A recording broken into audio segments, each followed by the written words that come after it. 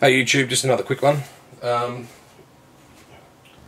This is the flow hive, 8-frame flow hive, and because the flow frames are wider than the standard hive frame rather, it only holds 6 instead of 8. But the issue is that with a standard beehive, you'd normally have an inner cover on top of your super, and then if you've got a telescoping cover like this one is, and that's what they mean by telescoping. I'm not sure if you can really see that, but there's this piece of wood here and that sets up that gap, and then this part here at the side there goes over top of the side of the beehive to cover it up. With the flow hive, because you need to access these slots in here to open up the frames, a telescoping cover covers that up. I have seen some people notch these out so that the cover can be removed, but what I'm going to do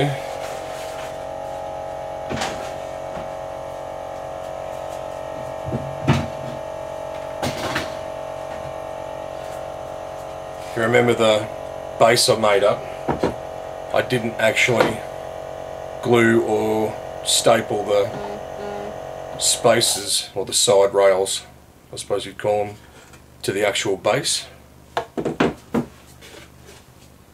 And the reason why I decided to do that is that I'm going to staple and glue it all onto the inner cover, and then that height difference is enough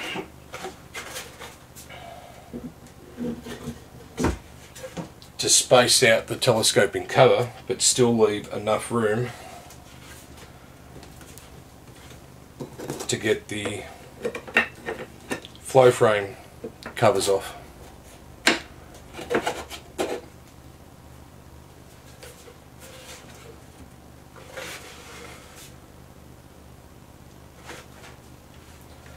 So I'll just pause this for a second and I'll get rid of that flow frame, and then I'll basically glue and staple this together. So I've just rearranged everything just to make it a bit easy to work on.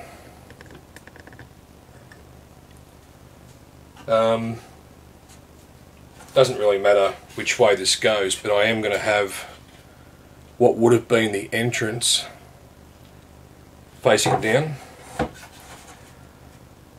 because with the telescoping cover on there'll still be a big enough gap in here to help with ventilation with the holes that are in the outside of the telescoping cover.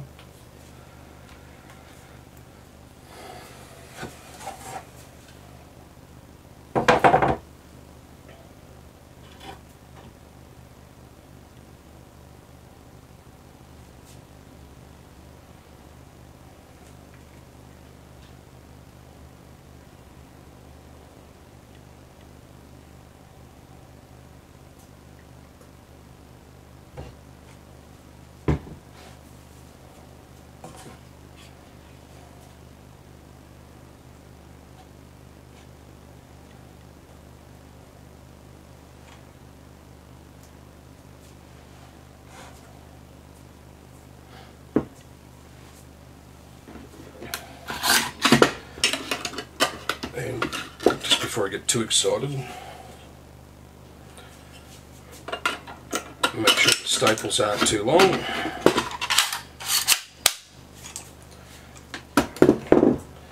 And what I'll do is I'll just flip everything over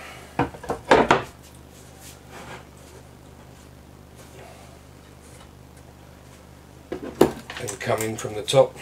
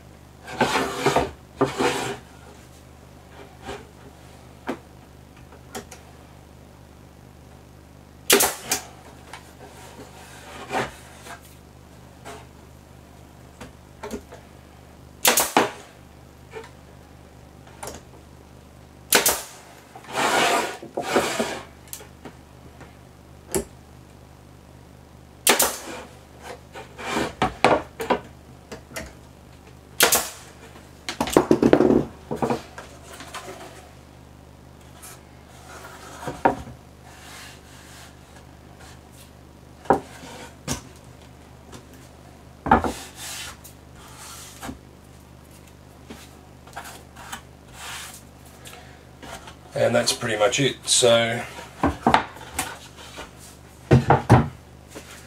bring back the flow hive.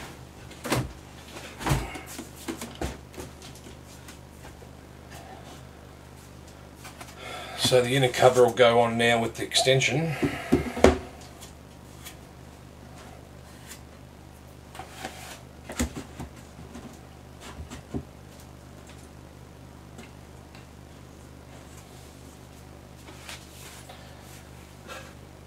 And then, hopefully,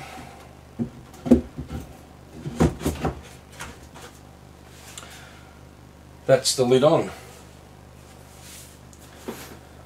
So I'll just take the camera off this stand for a second.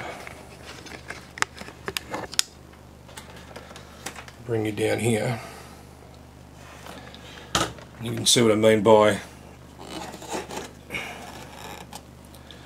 being able to take that off to get into the flow hives, to put the key in to open and close the cells, and still being able to have the lid there.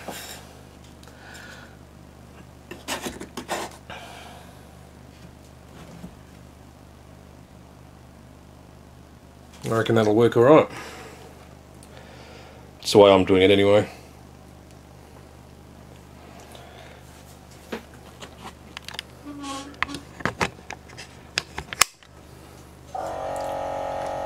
Alright.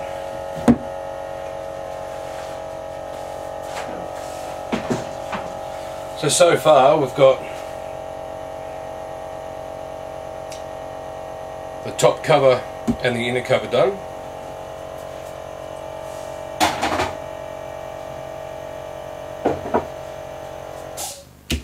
The flow frames and super came flat packed as well, and I've already assembled that. I've had this since last year. I was in one of the first rounds of the Indiegogo campaign. I've oiled it about 3 or 4 times I think now, so it's ready to go. It is a cedar one, and because the flow frames, you open up the cells and it comes out through the back here through tubes, the hive needs to be on a slight angle. So rather than getting a standard bottom board and then trying to make up or modify, you know, a base to suit the 2.5 degree angle required to drain the cells out, the flow frames out properly, I ordered, and if you really want to go this way, email them, tell them how much you love them and all the rest of it, stroke their ego a bit, and if you can afford the $90 for this screened bottom board, they'll send one to you.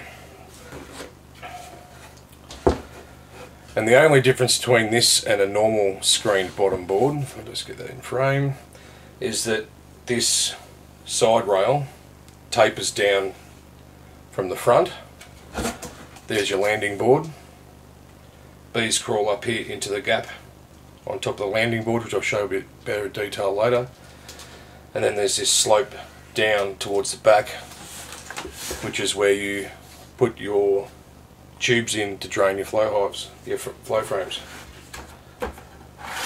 It's also got the core flute cover, which can be adjusted into the top slot and bottom slot. I'm going to modify that core flute just by making a piece of timber up to fit in this gap. One, it'll help stiffen it up so that when it's in the top position,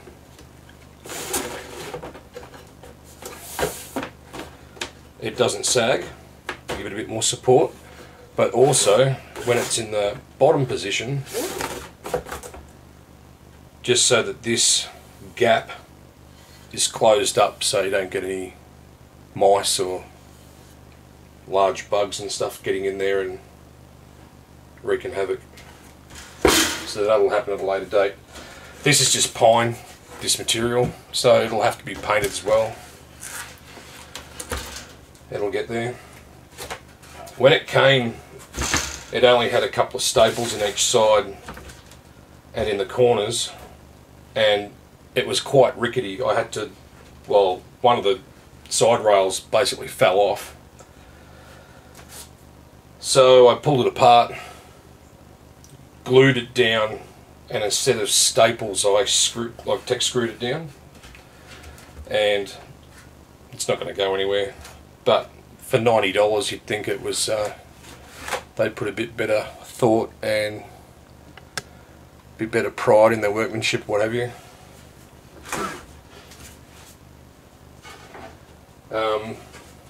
A normal bottom board like this is like $20, $18 or something, with side rails and entrance and stuff on it. You can buy, there is a supplier in Melbourne in Victoria that does screened bottom boards, and for a 30 frame I think it's $28 plus postage for a screened bottom board. 10 frame I think, yeah, is about maybe $30, and an 8 frame might be $28 or something. But the only difference being is the angle of the side rail. So in the future, if I want to get another screened bottom board, I'll go to the Melbourne supplier. I can't find anyone in Western Australia that makes screened bottom boards.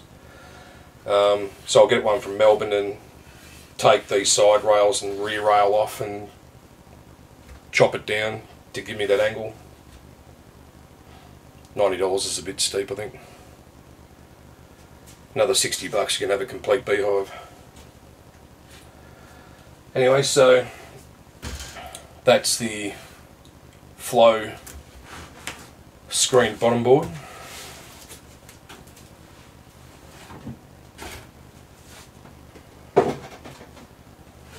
On top of that will go a standard 8 frame super.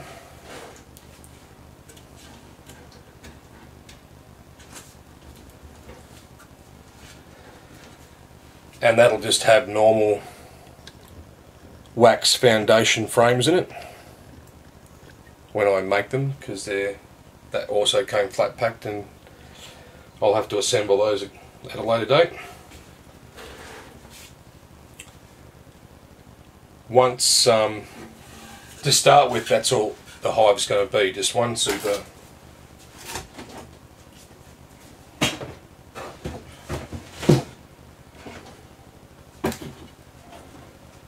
It'll have the inner cover and the telescopic cover, and that's pretty much all it's going to be for the moment until the Beehive gets established.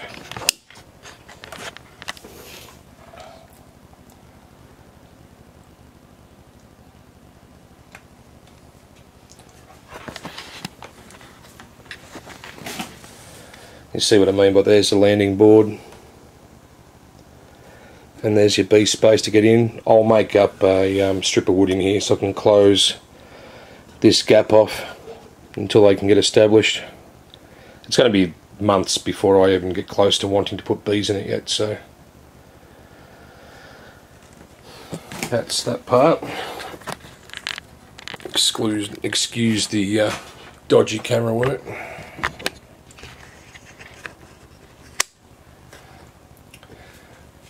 Once the bees are established in that bottom super,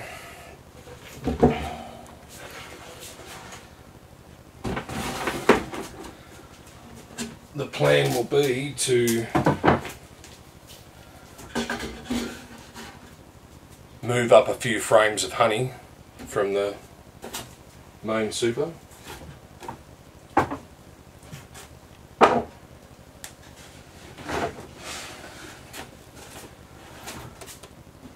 Put the queen excluder on, and then the flow super on, and removing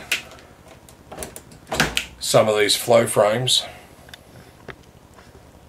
and putting the frames of honey in up here so that they've got some some honey frames of honey up the top there, and that'll sort of encourage them to come up into here to start with, and then hopefully they'll learn to build from there, so they'll start using these.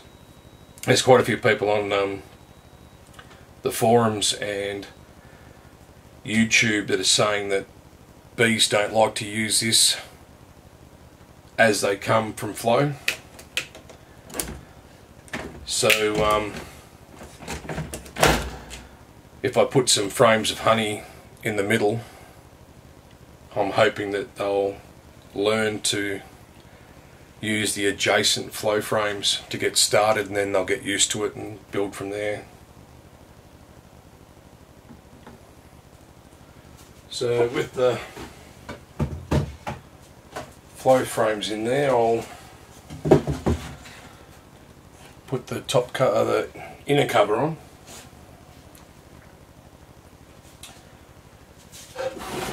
and then the telescoping cover,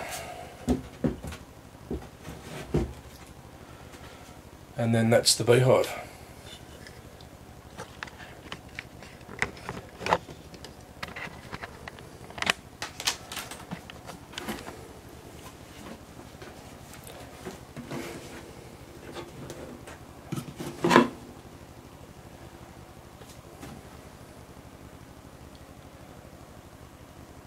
And hopefully in about a year's time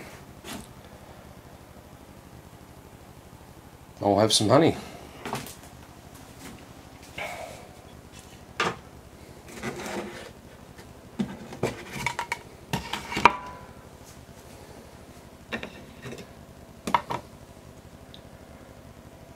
And there you go. So that's the setup of my new beehive.